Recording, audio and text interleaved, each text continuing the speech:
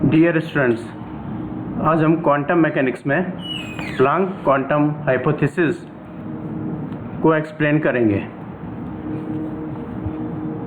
Planck ने black body spectrum में ऊर्जा के वितरण यानी डिस्ट्रीब्यूशन ऑफ एनर्जी के लिए एक सिद्धांत दिया।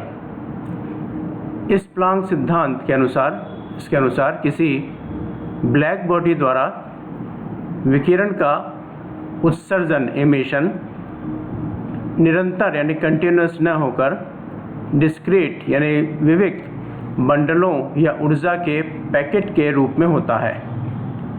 अर्थात इट मीन्स ये जो ऊर्जा का उत्सर्जन है वो कंटिन्यूस न होकर डिसकंटिन्यूस होता है।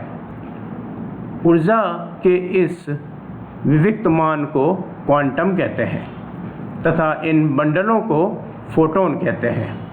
इसका मतलब प्लांक के अनुसार ऊर्जा का जो उत्सर्जन होता है वो छोटे छोटे पैकेट्स के रूप में होता है, बंडल के रूप में होता है। उन बंडलों को हम फोटोन्स कहते हैं।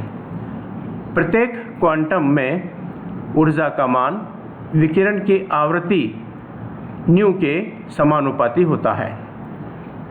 अतः हम कह सकते हैं विकिरण की जो ऊर्जा है वो समानुपाती है विकिरण की आवृत्ति न्यू के।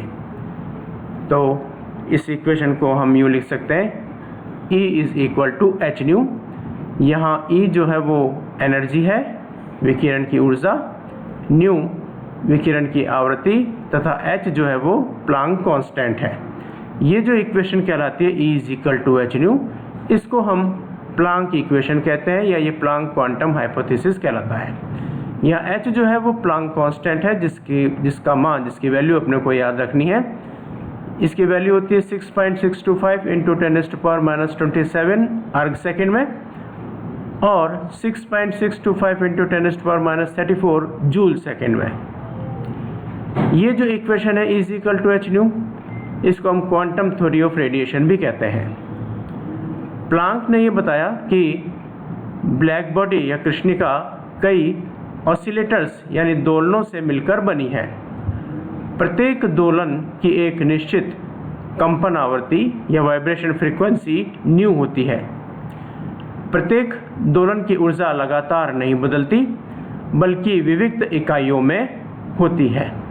इसका मतलब जो दोलन होते हैं उन दोलनों की एक आवृत्ति होती है न्यू तथा इसकी एनर्जी जो चेंज होती है वो विविक्त इकाइयों में होती है।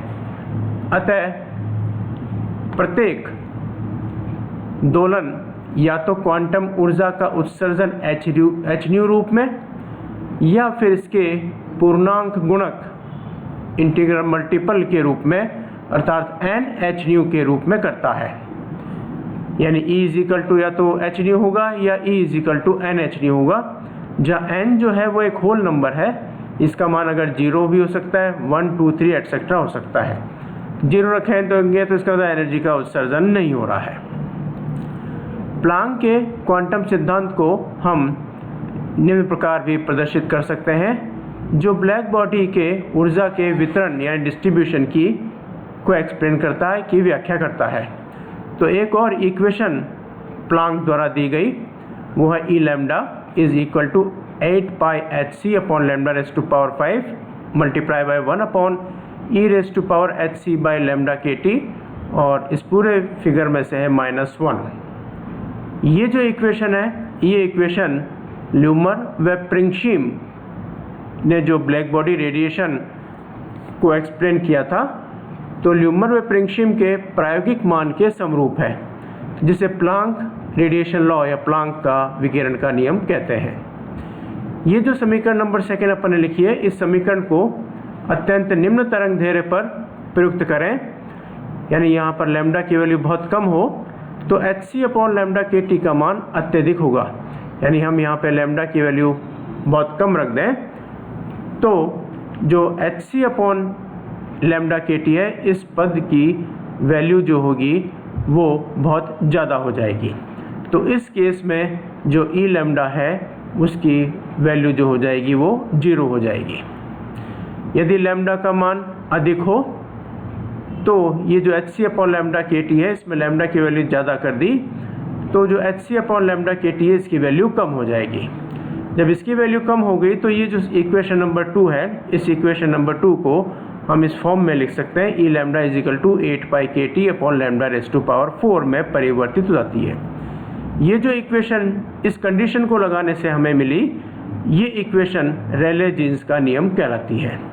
इस प्रकार ये जो इक्वेशन नंबर 2 है, ये जो ब्लैक बॉडी रेडिएशन के लिए एक स्पेक्ट्रम बना था जो ल्यूमर प्रिंगस्ट्रीम ने प्राप्त किया था, जो ग्राफ आए थे, उन ग्राफ को पूर्ण रूप से ये इक्वेशन एक्सप्लेन करती है।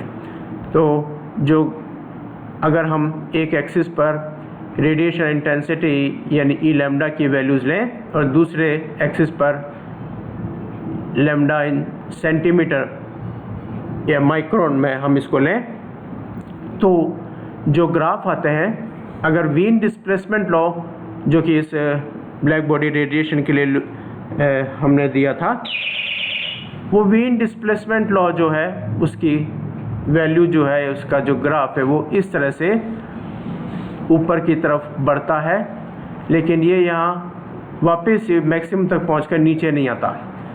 जबकि रेले जीन्स का जो लॉ है वो भी इसी तरह से हायर वेवलेंथ से लगातार यूँ इस प्रकार से ऊपर की तरफ बढ़ता है। जबकि प्लैंक लॉ जो हम इस इक्वेशन के अकॉर्डिंग हम ग्राफ प्लॉट करें, तो प्लैंक का नियम इस तरह से हायर वेवलेंथ से जब लोअर वेवलेंथ पर मैक्सिमम तक पहुंचेगा और फिर उसके बाद डाउन होगा और ये यहाँ ई का मान 0 तक आ जाएगा। इस तरह से ये जो पूरा ग्राफ है, इस ग्राफ को एक्सप्लेन जो किया जाता है वो इस इक्वेशन से किया जाता है जो प्लैंक इक्वेशन है। और इसी इक्वेशन पे अगर हम कुछ कंडीशन लगा दें तो ये इक्वेशन जो है वो वीन डिस्प्लेसमेंट लॉ में और रेले जीन्स में चेंज हो सकती है। तो इस तरह से ये इक्वेशन जो है वो एनर्जी डिस्ट्रीब्यूशन को एक्सप्लेन करती है।